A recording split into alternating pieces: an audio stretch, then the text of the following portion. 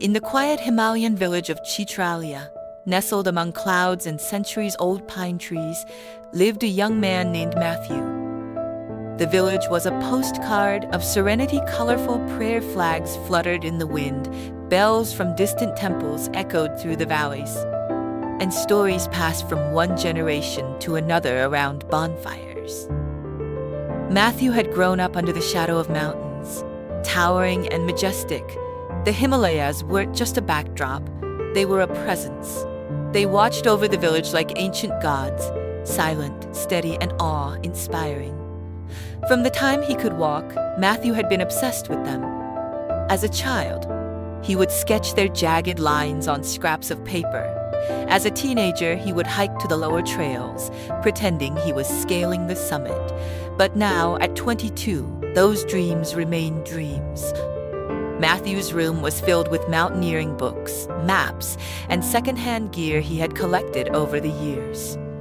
He would spend hours watching videos of climbers conquering snow-covered peaks, imagining what it would feel like to stand at the top and see the world stretch endlessly below.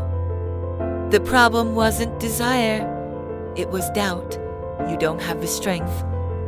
You're not a leader. What if you get lost? You're better off waiting until someone experienced joins you. These weren't just voices in his head. They were real, spoken by neighbors, his school teachers, even his childhood friends who had moved away to the cities.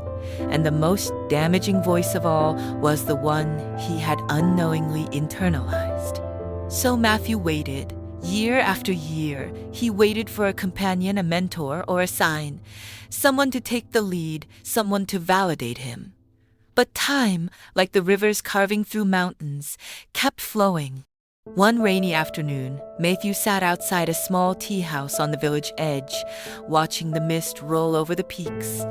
The old woman who owned the tea house, known to all simply as Dadi, shuffled out with a tray of hot tea. "You stare at those mountains like they owe you something," she said, placing a cup in front of him. Matthew chuckled. "Maybe they do." Dadi looked at him with eyes that had seen generations grow and fade. "You know," she said, settling into a chair beside him, "when I was a girl, my brother vanished into those mountains." Matthew's eyes widened. "He wasn't running away," she continued. "He was chasing something. People told him he couldn't survive a solo climb. He went anyway." Everyone expected his failure. But he returned after 2 weeks, leaner, bruised, but different. He never talked much about what happened, but from that day, no one questioned his strength. "Weren't you afraid for him?" Matthew asked. "Of course, but I was more afraid he'd live a life wondering what could have been." Something in that moment clicked in Matthew's chest, like a key turning in an old rusted lock. The next morning, Matthew stood at the village edge with a small backpack and a printed map. No team, no farewell party, just him, the path, and the mountain. The first day was deceptively easy. The sun filtered through the pines, birds called from branches above, and the rhythm of his footsteps felt like music.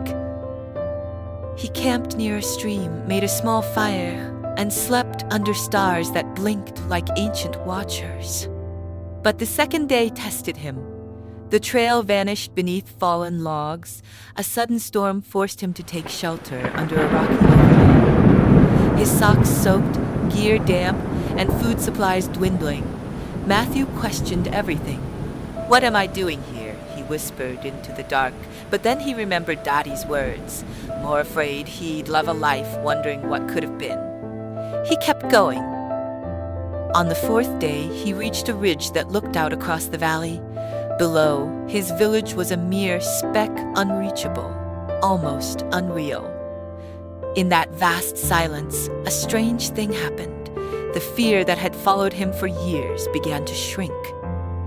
He realized he wasn't just walking away from the village. He was walking away from the version of himself that always needed someone else to say, "You can do it." He was saying it now, to himself.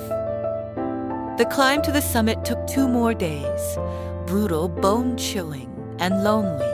But when Matthew finally reached the top, a narrow crest of ice and stone, he broke into tears, not because he was tired, not because of the view, but because he had done it alone. The mountain hadn't changed, but he had. He planted a small flag, hand-stitched with his initials, and sat for hours, breathing in the silence.